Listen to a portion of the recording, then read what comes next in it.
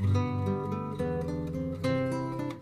we normally believe that this is going to be an election which is going to change the country. I think every election we expect it to change the country. It's not new. It's nothing new that is happening this time. That's what I feel. Every election was a kind of a significant step at that particular time. Whatever it happened at that particular time, it was very significant, very important election. Whether it was 2004, 2009 in the recent past that we could see. So I don't think this election is something that's going to make a dramatic change in India's polity as well as the governance model that we talk about. But what is more worrisome, I would say, is that, as you rightly mentioned, the issues, real issues, this time I find have been completely off the radar, off the political radar that you see, especially the issue of farmers. You don't see anybody talking about farmers at all. Farmers have completely disappeared this time from the political radar screen. I think that clearly shows who are we interested in and who will be looking at or aiming at or looking at who will benefit out of this entire thing. I must tell you or share with you, several years back when Mehboob ul Haq was alive, he came to see me once for a book that he wanted to take from me.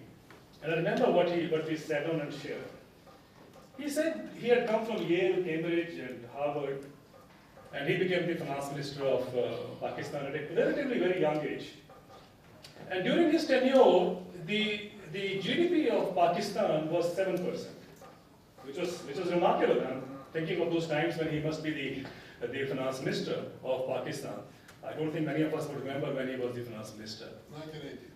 Right, sir. So at that time, that's what he told me. The GDP growth was 7%, and they were so confident that when the elections will take place, they're going to come back into power. He says there was the complacency, of course, they were more confident or whatever it is. And he explained to me that in our region, in India or Pakistan, elections are normally, including all those factors that we talk about, the caste and social factors and so on and so forth, the corruption also included, it is the economic growth. If the people have really benefited from the economic growth, they're going to vote for that political party again. So that's what they assume, 7% economic growth. So they think now nobody can stop her coming back. So I said, what happened then? He said, we went into election and the party disappeared. So then he got a huge shock in his life. He realized that GDP was not the touchstone to development. That's what I think. If you read his Human Development, as you all know, he was also the founder, editor of the Human Development Report. And in his South Asia Human Development Report, I think if you read the preface, he had mentioned very clearly that GDP is not the touchstone to development, and that's what he got the root shock once they lost the election.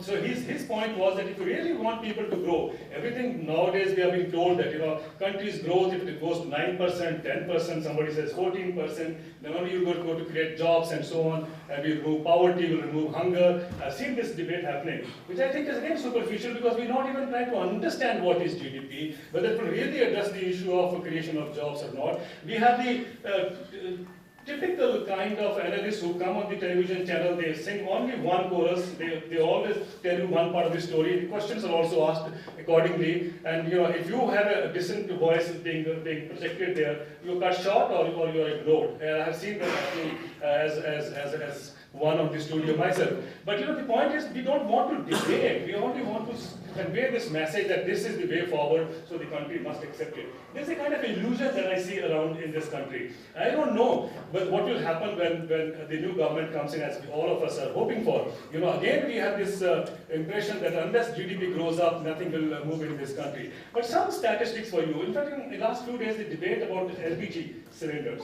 I know most of the panelists on the television shows would tell us, oh, India is doing it wrong, we must cut down on subsidies, the subsidies are a wasteful expenditure. I hear it every other day, subsidies are a wasteful expenditure, everybody joins in, the poor should not get LPG subsidies, they should not get subsidies for bus travels or whatever it is, it's all wasteful expenditure. But nobody talks about the subsidies that the corporates get. It's very interesting, you see the vocabulary. The subsidies that you give to poor are called subsidies, they're bad words, so you hate it. But the subsidies you give to the rich or the companies are called incentives for growth. So you look at the vocabulary. So very cleverly they have ensured that you cannot point a finger to their subsidy. I never understood why does the IT sector, for instance, in India, should get a massive subsidy support.